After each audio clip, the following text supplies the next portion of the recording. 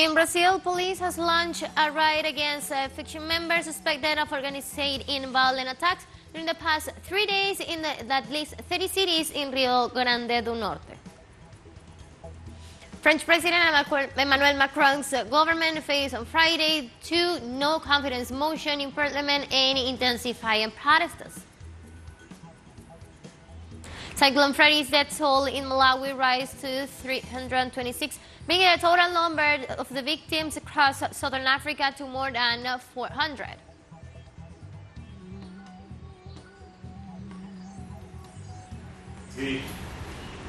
Hello, welcome to From the South. I'm Ana Marrero from the teleSUR headquarters in Caracas, Venezuela. We begin with the news. Stay with us.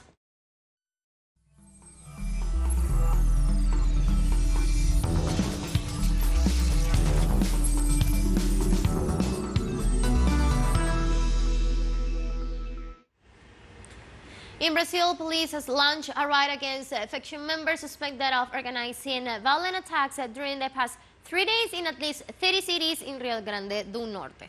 Civil, military, and federal police carried out a raid which began on Friday morning. The operation includes 3 arrest warrants and 24 search and seizure orders.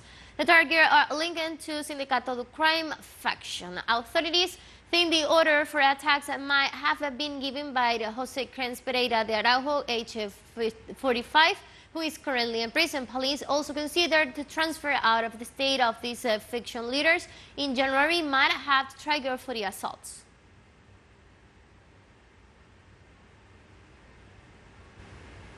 In Brazil, the Leaders Workers Movement, MST of Rio Grande, has established itself as the largest producer of organic, non-toxic rice in Latin America. The government has announced that more than 6,000 tons of organic rice are expected to be harvested.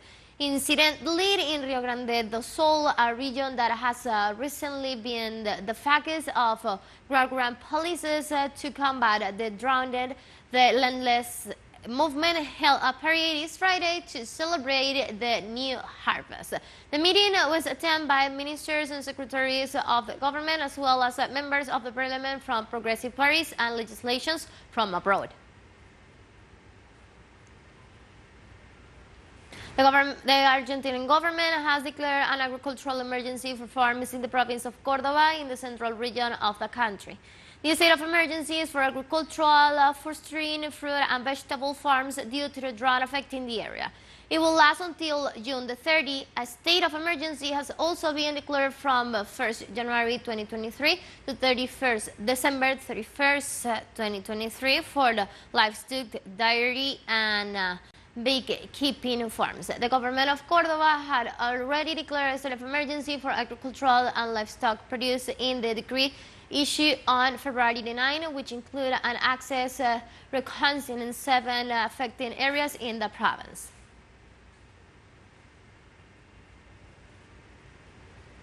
In Colombia, the murder of a new social leader reported in the department of Atlántico was announced this Friday. According to the Institution of Peace Studies and Development in the past, the victim was identified as Miguel Angel Rieta, who was attacked last Thursday by assassins in a place he owned.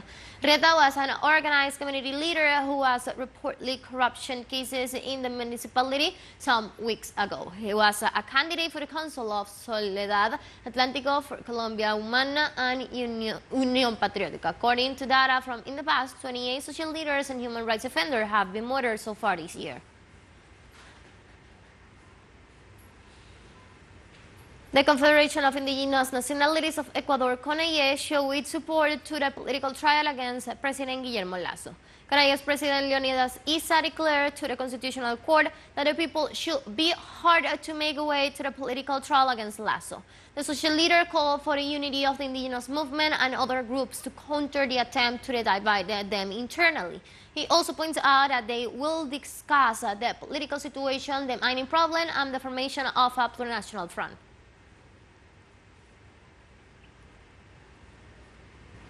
The Bolivian government reiterated transparent and democratic nature of lithium industrialization.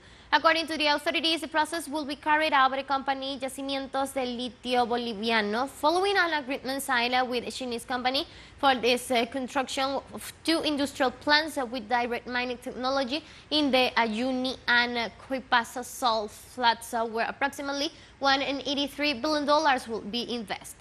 The Minister of Hydrocarbon and Energy, Franklin Molina Ortiz, said that the majority of the Bolivian people support the Economic and Social Development Plan 2021-2025, which includes the initiative for the lithium industrialization with EDL technology. Let's take a very short break now, but remember you can now follow us on our TikTok account teleSUR English, in which you will be able to see news in different formats, news updates, and more. Stay tuned for more news.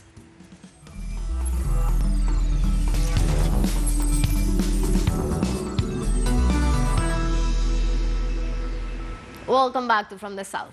French President Emmanuel Macron's government faced on Friday two no-confidence motions in Parliament, aid intensifying protests. According to the Interior Ministry, Premier Elizabeth Borne had invoked on Thursday the Article 49.3 of the Constitution to impose a pension overhaul by decree, sparking angry demonstrations nationwide that saw more than 300 people arrested. French opposition lawmakers reiterated on Friday being feeling a motion of no confidence in the government, hoping to repeal the deeply unpopular law which seeks to hike the retirement age from 62 to 64.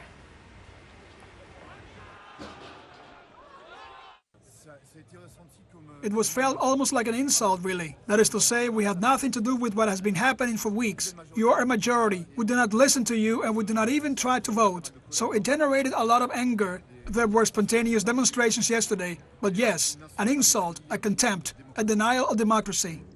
The government should take a look at itself. There are the unions holding peaceful demonstrations, which go well. But if you sow so much anger, it will spill over. It's obvious. That's the only way it will go. Workers at the oil refinery in Donge, France, vote to prolong a strike for another week as anger mounts over the government pension reform. We are more determined than ever. We will be extremely attentive to the motions of no confidence on Monday, to next Thursday's protest. But in any case, the will of workers, the workers of this country as a whole, have no choice but to fight. Otherwise, tomorrow it will be working hours, paid holidays, and the right to strike that will undoubtedly be challenged. It is actually the president and his government, as well as those who are in favor of this reform, who are bringing the economy to a standstill. No more, no less. We are expressing a constitutional right, which is the right to strike. Our work is at a standstill. Well, yes, it creates shortages. It can hinder the economy. And if you have to endure it, you endure it, and there's no problem.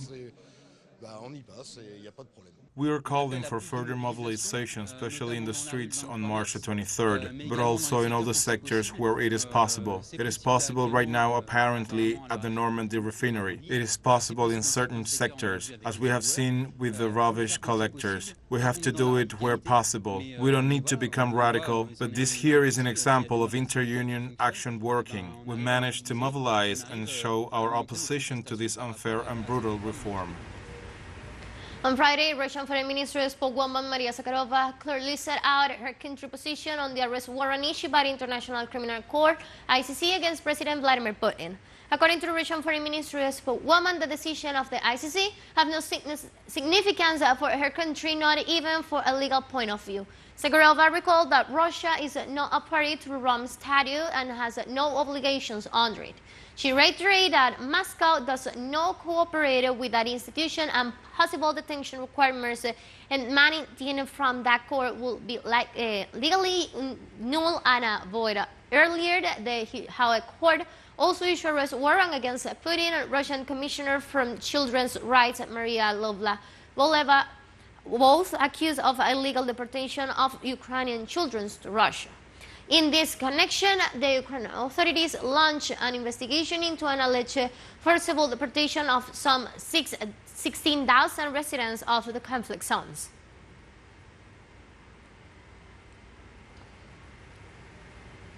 Speaking of the eve of the 9th anniversary of the referendum held on March 18, 2014, Russian President Vladimir Putin stated today that Russia will do everything to prevent threats to the security of the Crimean Peninsula and the port city of Sevastopol. Security issues are a priority for Crimea and Sevastopol. We will do our best to stop any threats. And of course, in spite of all the challenges and difficulties, we will consistently and systematically solve the problems of accelerating socioeconomic development of Crimea and Sevastopol. These past 9 years, and especially last year, have shown that together we are able to overcome any difficulties, to achieve truly significant great results, and to move towards our goals. And you must always work in this way, for people, efficiently, harmoniously, in one unified team.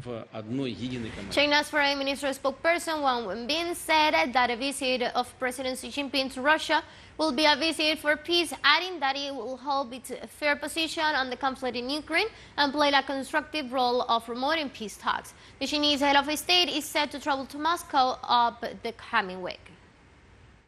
As the largest neighbors and major emerging market countries, China and Russia have strong cooperation and ample potential on large scope. China and Russia have consistently depended and expanded practical cooperation in various fields based on the principles of mutual respect, mutual benefit, and win-win result, which is in the fundamental interest of the two countries and their people. This year is the first year of China's new journey of building a socialist modern country in all-around way. We will accelerate high-quality development, expand high-level opening up, and build a new development pattern. I believe this will provide new opportunities for countries around the world, including Russia. China and Pakistan pledged on Friday to set up bilateral cooperation after Chinese Foreign Minister Qin Gang met his Pakistan counterpart in Beijing. After the meeting, the Asian ASEAN stated that it was ready to work on strengthening friendly relations, promoting the construction of the economic corridor and comprehensive cooperation for further progress between the two countries.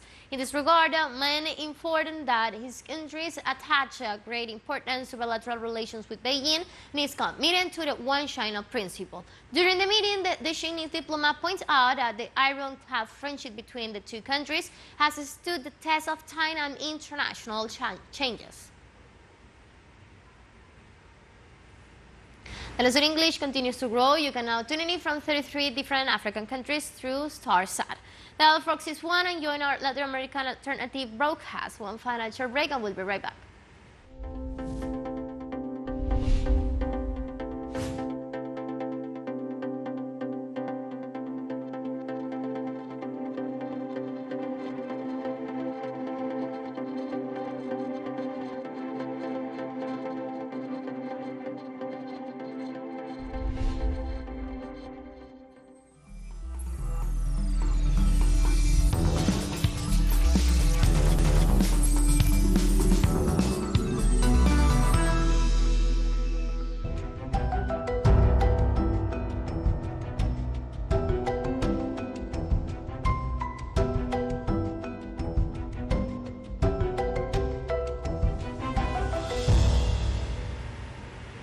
Welcome back. The death toll in Malawi from Cyclone Freddy has risen to 326, bringing the total numbers of victims across the South African country to more than 400. For conditions from the Malawi police to bring sniffer dogs to assist the search operations, while the Namibian government offers to aircraft to enable the army to reach areas that have been rendered inaccessible. Toll is now at 326. You remember the last report was at 225, so this one is 100 more. With 796 injured and 201 reported missing. So the missing now are at 201. As of today, there was a request that we received, and that has warranted the Malawi Police Service, starting from tomorrow, to deploy sniffer dogs in the prone areas. So as of tomorrow, the team is already here from the dog section to assist in the search and rescue operation. The cyclone for his southern African laid Ferrari is taking Madagascar and Mozambique but causing only limited damage in landlocked Malawi. The storm then moved back out over the Indian Ocean, where it drew more power from warm waters before doubling back to slam into the mainland of the second time. The rains have eased since Wednesday, but Freddy is still on track to become one of the world's longest tropical storms. In Mozambique, the storm has caused at least 73 deaths and displaced tens of thousands of people over the past weeks and killed 17 others in Madagascar. Mozambican President Filipe Nyusi also has appealed for emergency aid to rebuild destroyed infrastructure after visiting the stricken province of Zambezia, which borders Malawi. The summit of head of state of the Economic and Monetary Community of Central African CEMEC opened for the 15th ordinary session of the organization. Head of states from the Economic and Monetary Community of Central Africa on Friday began a one-day summit to discuss the region's economy and impact of the Ukrainian conflict. Cameroonian President Paul Biya declared the summit when behind the closed doors. The six-nation group gathered the Central African Republic, Chad, Gabon, Equatorial Guinea, and the Republic of the Congo, in addition to Cameroon. Several of the members are exporting oil, whose price has been buffeted by the Russian-Ukraine conflict.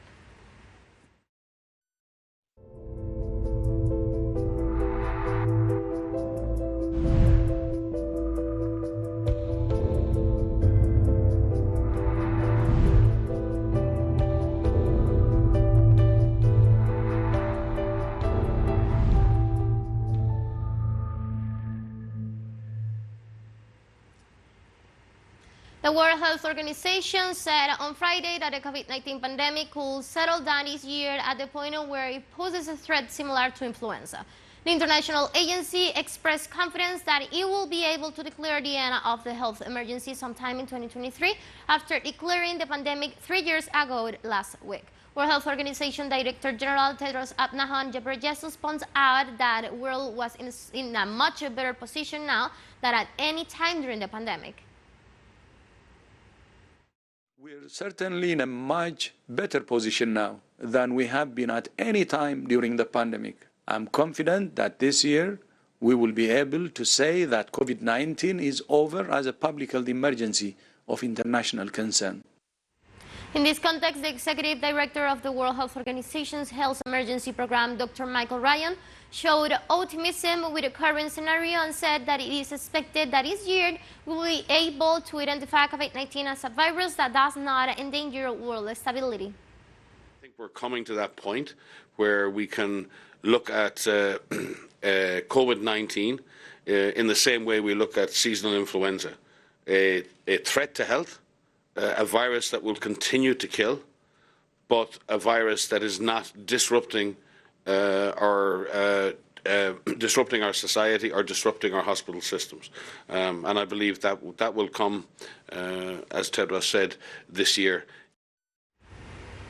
And World Health Organizations and UNICEF, in coordination with health authorities, the Syrian Immunization Group, SIG, and the Global Alliance for Vaccines, Gavi, launched a cholera vaccination campaign in headquarter-hit areas in northwest Syria. The campaign will run for 10 days and targets 1.7 million people.